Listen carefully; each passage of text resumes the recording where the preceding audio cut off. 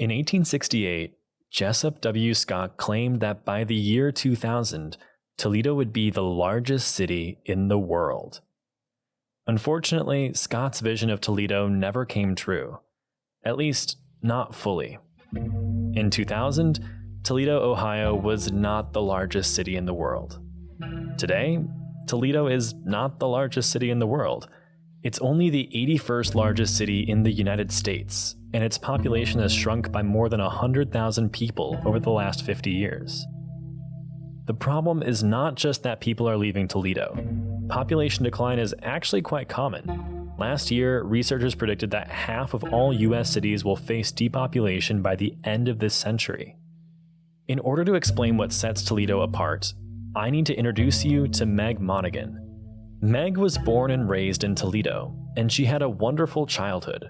When she finished high school, she enrolled at Fordham University in New York City. That's where Meg discovered that her hometown had a certain reputation. When we were in college, my brother was a senior and I was a freshman, right? And one of our best friends was from Queens, right? And he was like, "Do you guys have a salt lick in your backyard?"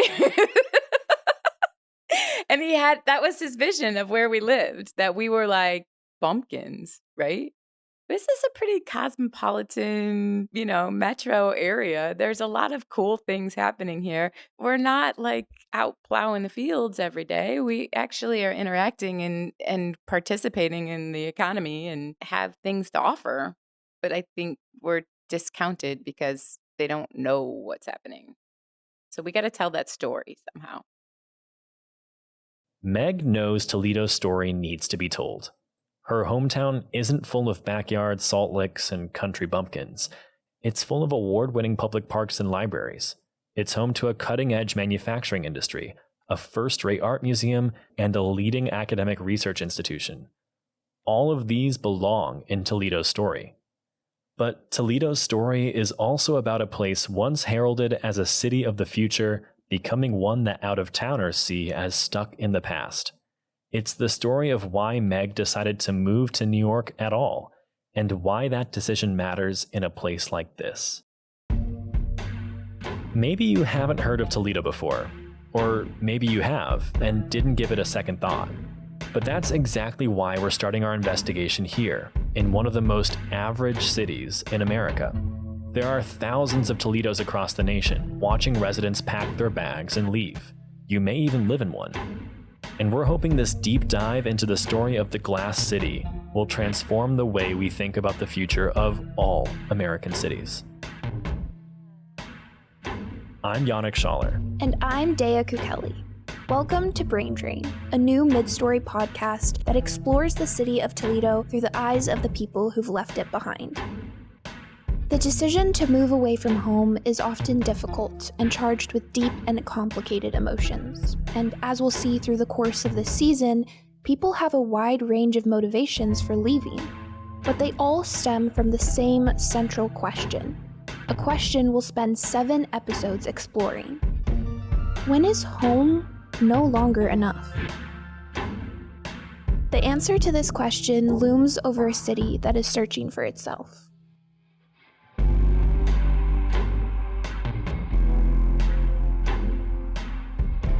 Episode 1. Tomorrow Never Came.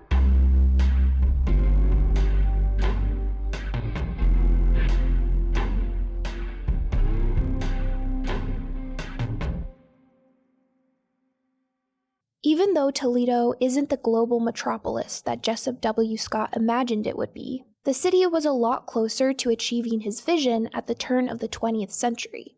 At that time, Toledo was a manufacturing hub, home to successful companies in glass, automotives, auto parts, and scales, to name a few.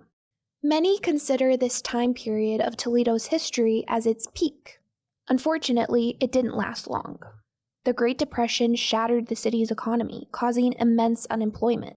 Only the demand of military jeeps, bulletproof glass, and other materials required for World War II kept Toledo's manufacturing industry afloat. Then, nearly 80 years after Scott made his grand statement, another vision of Toledo emerged. On July 4th, 1945, only a couple months before the end of World War II, a 60-foot model of the city was presented as a part of the Toledo Tomorrow exhibit. The exhibit was funded by the owner of the Toledo Blade newspaper, Paul Block Jr., and as the name suggests, envisioned Toledo 50 years in the future. The vision included expansive highways cutting through the city, multiple airports, suspension bridges, and an entirely renovated riverfront. Most notably, it proposed the nation's first transportation hub, connecting air, rail, and highway travel in a single terminal. The proposal aspired to change every part of the city except for the river running through it.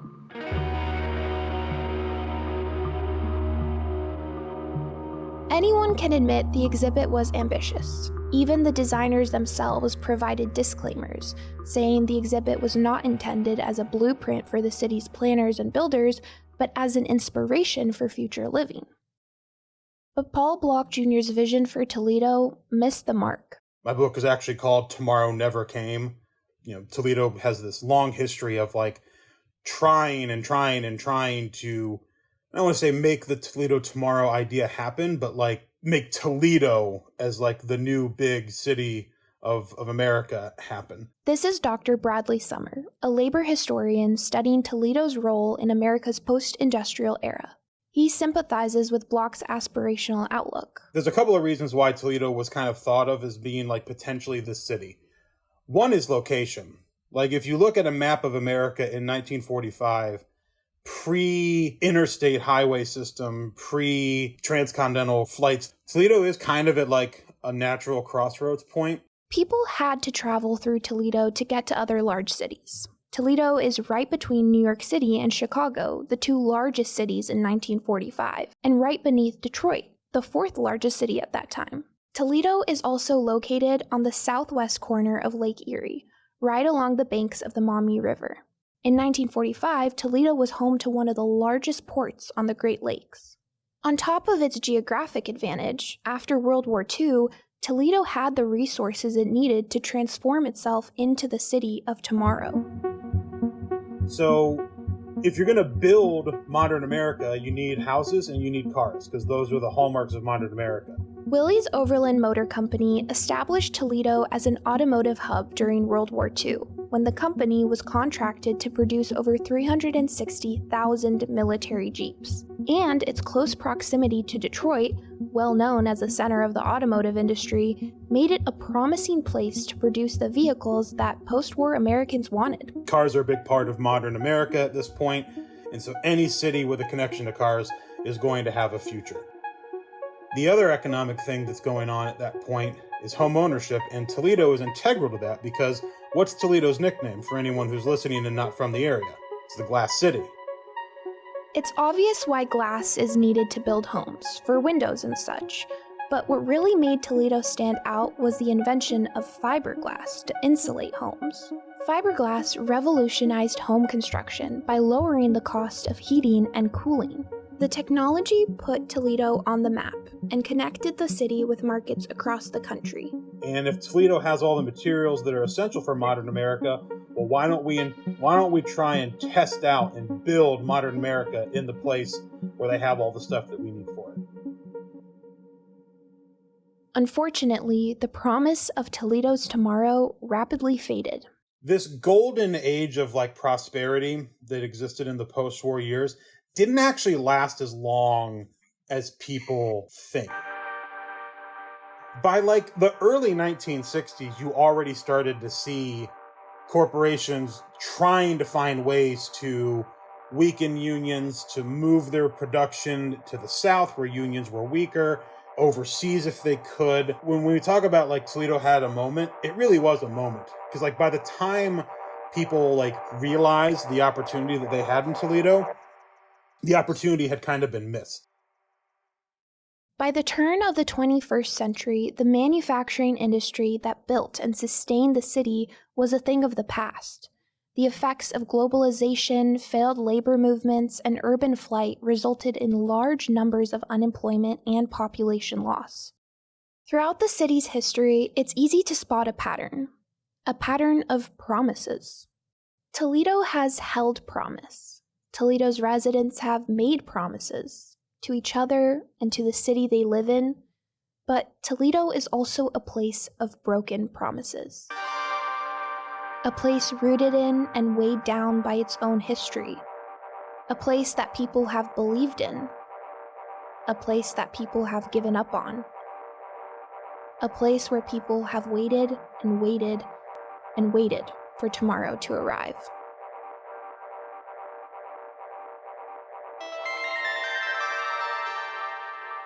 Bradley Summer says that Toledo's tomorrow never came.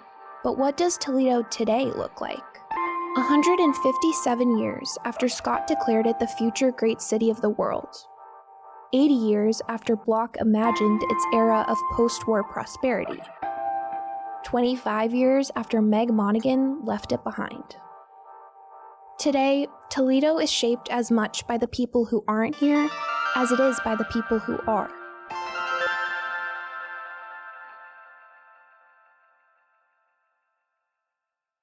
For decades, Toledo has struggled to produce educated and skilled individuals, and those that do come of age here tend to leave Toledo in search of greener pastures, bigger cities, and brighter lights. This phenomenon is called brain drain, a consistent decrease in an area's population of college-educated and skilled individuals over a long period of time. The name is not an uncontroversial one, for reasons we'll delve into throughout this season.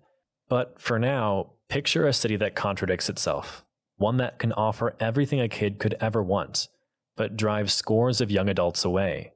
A city that dreams big, but struggles to build momentum. A city with an industrial past, but that can't seem to manufacture a sense of identity in the present. In many ways, Meg's story is Toledo in a nutshell. In 2023, the number of Toledoans who held at least a bachelor's degree shrank by 0.6%. And that may sound insignificant, but remember, that's just from 2023. This trend stretches back for decades.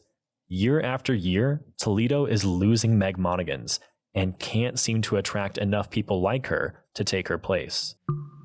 In 2019, the Joint Economic Committee published a study, fittingly titled Losing Our Minds, that compared the demographics behind brain drain on a state-by-state basis. The study looked at how many highly educated adults between the ages of 31 and 40 left the state they were living in. Starting in the 1940s, and in every single decade since, more highly educated people moved away from Ohio than moved to the state. Even against this demographic backdrop, Toledo is still exceptional.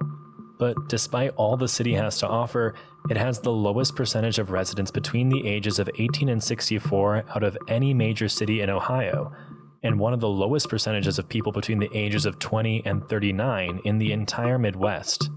Basically, Toledo is home to young and old, but the city is having trouble holding on to its adult population. Only 19% of the workforce has a bachelor's degree or higher, which is far below the national average of 33%. Now, that distribution would seem to be in line with Toledo's legacy as a blue-collar, working-class city, except for the fact that the local job market isn't exactly oriented towards that type of worker anymore. In 2018, 27% of the city's job listings required at least a bachelor's degree, and a further 33% required some college education. Toledo is stuck between the past and the future, trying to cater to a community of educated and talented workers that have already left the city behind. Like Meg. Meg was busy in her years away from Toledo. She rode competitively at Fordham University, worked as a photo assistant in London and a makeup artist in Chicago, and then landed a role in business development for L'Oreal in New York City. But Meg, unlike many adults from Toledo, eventually came back, much to her family's surprise. I think that when I did say I was coming back, even if it's always been kind of a temporary, I've always been like, yeah, I'm just here for now, right? I think they were blown away when I was like, yeah, I think I'm going to come home for a little while. What? Are you serious? Yeah, I think so. When Meg came back to Toledo in 2019, it was intended as a quick pit stop, just the amount of time it would take her to heal from an injury. But Meg ended up staying longer than expected. So, you didn't expect to love it? I didn't. I really was coming home to heal And then I went back to my apartment and was like, I kind of miss being in T-Town, which was a really surprising feeling to me. That's interesting. Why were you surprised to feel that way? Because I always felt like there was a void. There was something that Toledo was missing out on, and something that Toledo was not willing to embrace or not willing to step into. And all of a sudden, that was changing. Soon after Meg's move to Toledo, she was hired as an external events manager for ProMedica, Toledo's dominant healthcare provider. At the time, ProMedica was the primary organizer of the Summer Concert Series, an annual event that brought local and national musicians to Promenade Park in downtown Toledo every Friday. There were some big names, like Gwen Stefani in 2021 and Patti LaBelle in 2022. It was amazing. It was so much fun. We partnered with vendors from all over the city. Everybody was all in on it. You would come downtown, the city would be full of people, and you would see people from a grandmother to a child, and then you would see people who haven't seen each other in 20 years pass each other on the street.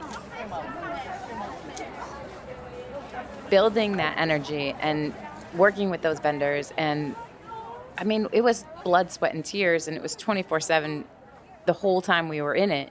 But watching that and watching the life that it brought to downtown Toledo was so rewarding and so incredible. Meg's involvement in the concert series allowed her to see a version of Toledo she wasn't used to, one where corporations were investing in the community and aiming to bring people together.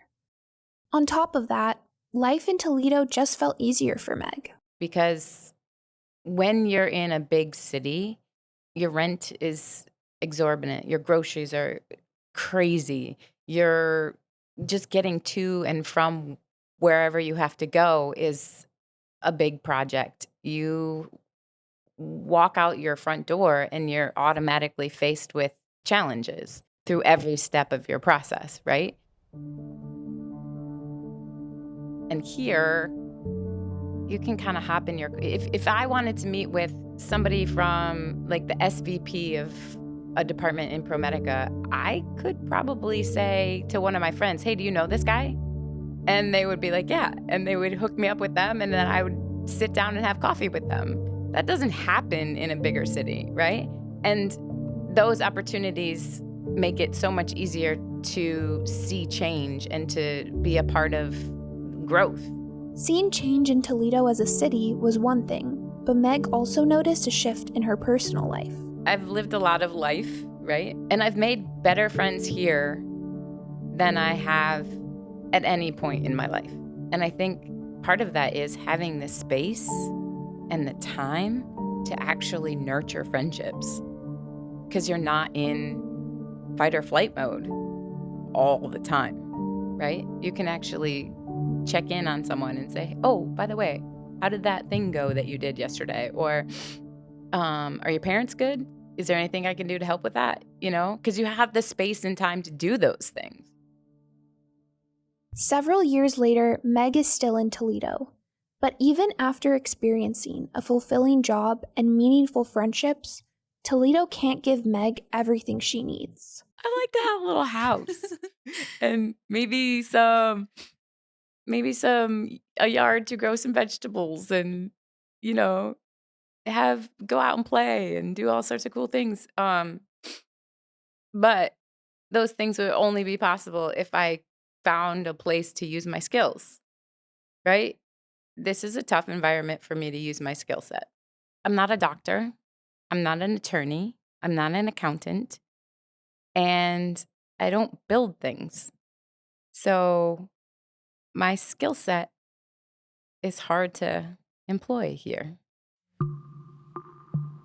Meg had found her fit in Toledo with ProMedica's Summer Concert Series. But the company ran into some pretty serious financial trouble, and its commitment to the event began to waver.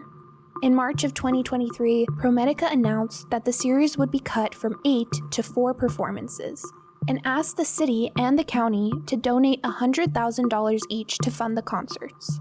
That amount was triple what the city had paid the year before, and $25,000 higher than the county's previous contribution, but both ended up agreeing to the proposal.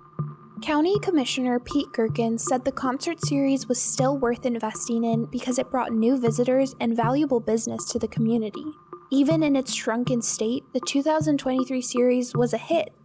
But that fall, ProMedica pulled the plug, and Meg moved on. With ProMedica in crisis, Toledo was missing one of its largest forces of change. But even if the concert series had survived, Meg knows that this city needs more than just some live entertainment on one night every week. She knows that Toledo needs to deliver for its young people with greater consistency. I mean, in order to stay and to remain creative and engaged in what you're doing, you need to be fed elsewhere. You know, the organizations that are here and that are set up to feed us that way don't have the resources to do so. So you got to go. It's sad. I'll give you an example. I have a family member who is in their 20s, brilliant, right? And a seeker, wants to know more, very curious, always wants to see things and learn things, and they are thinking about leaving because when the workday is over and all the obligations of showing up for committee or showing up for a community event or any of those things are done, what's she supposed to do? Go to a bar and drink? That's not really productive or healthy. The last thing you want to do is have to work to find what it is outside of your workplace to stimulate you. As a young person, you want to be stimulated. You want to see and do all sorts of cool things, right? I get that. So there goes another brilliant person that could be contributing to this environment. As we mentioned earlier in the episode, Toledo is struggling to attract and retain young professionals. We'll explore why in greater depth in future episodes. For now, we know something has to change. I think what's challenging here is finding the resources to do things differently. On top of that, our city was built on a factory mindset, right? Which is, there's nothing wrong with that. It's amazing. We built incredible things. We put things out into the world that are amazing. But to get past that, there's a very specific functionality to that mindset, right? Because it has to happen that way to make that product, right? But if we want to make a different product and we want to change the way that we're contributing, it takes resources. And those are hard to come by. I almost want to think of Toledo as an old-timey TV that's full of static. There's an image on the screen, but it's almost impossible to make out through all the white noise. But the TV itself isn't broken. It just needs to be tuned to a different frequency so the picture can be transmitted clearly once again. The problem is how to find that signal, one that's eluded the city from the moment Scott proclaimed Toledo was destined for greatness. In order to bring Toledo's image back into focus, we spoke to dozens of people over the last year, people who have called the city home at one point or another, and asked them what they found here. We asked them about this city that confuses and frustrates and disappoints, but that also inspires a fierce sense of connection and comfort. We asked them what it feels like to belong to a place like this. To be honest with you, I didn't see Toledo as home until the last couple years. Sorry. And again, it goes back to having the space and time to dig into what's here and what this place has to offer. And that learning those things and understanding those things has made it home. I think I'll continue to go out into the world, and see what else is happening out there. But it's a pretty nice place to come back to.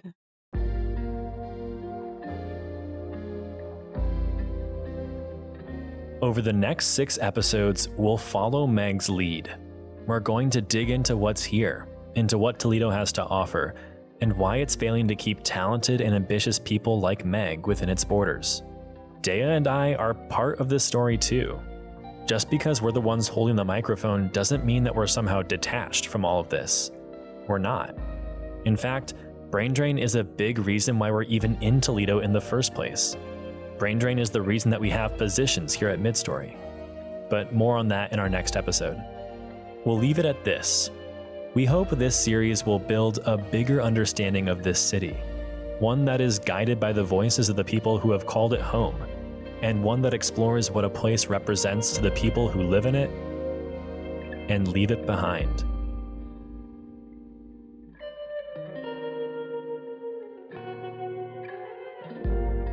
Brain Drain is a Midstory podcast written and hosted by me, Yannick Schaller. And by me, Dea Kukeli. Additional reporting on this episode by Marin Warshay. Our editors are Logan Sander and Samuel Chang. Sound design and engineering on this episode is by Yannick Schaller. Original artwork for the series by Ruth Chang and Joshua Rep. Data analysis by Chaisha Kui, Anna Diasio, and Yitong Jiang. Fact-checking by Terry Brisky. Special thanks go to our lovely team of interns who called Toledo home for, at least, a summer. Anavi Prakash, Yasu Shinozaki, Rajan Karsan, Martin Barreto, and Desiree Lua. You'll hear from them soon. For more information, research, and reading material, please check out the show notes for this episode, available at midstory.org/braindrain. Follow us on Instagram and Facebook at Midstory Toledo. Thanks for listening.